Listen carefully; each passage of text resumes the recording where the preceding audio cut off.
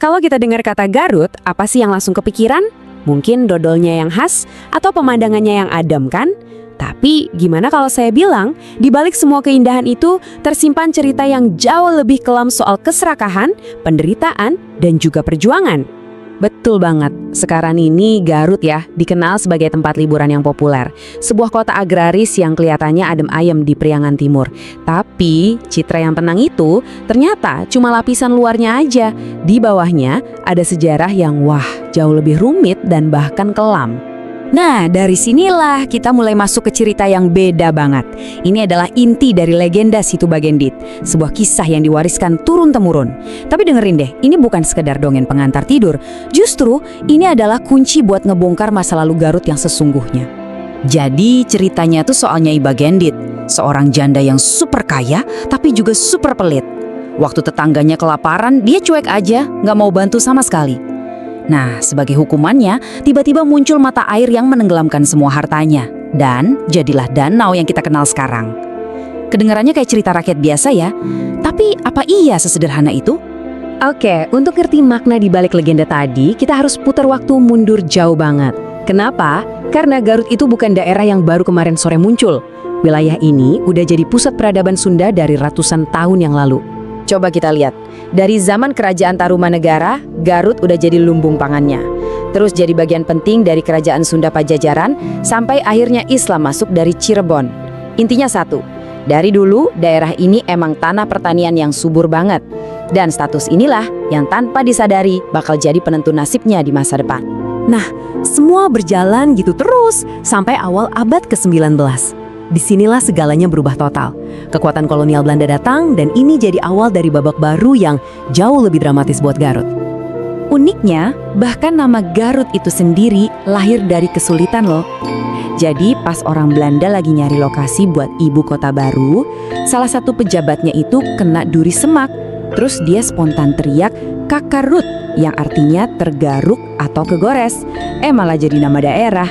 Ironisnya, nama yang lahir dari luka ini seakan-akan jadi ramalan buat masa depan penduduknya yang bakal penuh penderitaan.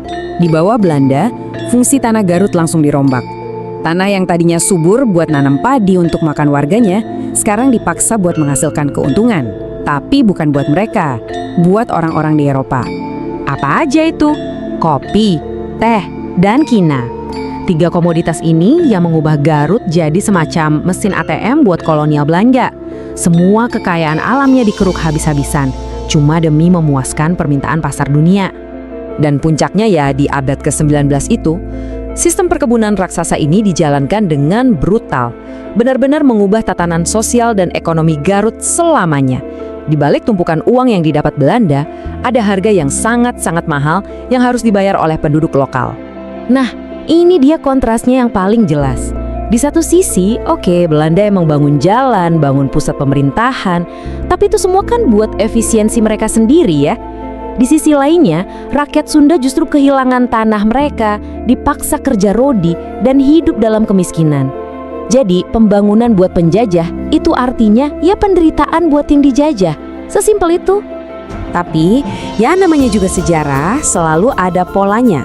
Penindasan itu pasti akan melahirkan perlawanan.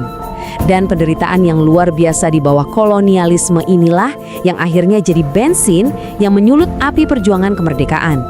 Dan benar aja, waktu proklamasi kemerdekaan akhirnya berkumbang, Garut nggak cuma nonton, wilayah ini langsung berubah jadi salah satu medan perang yang paling krusial.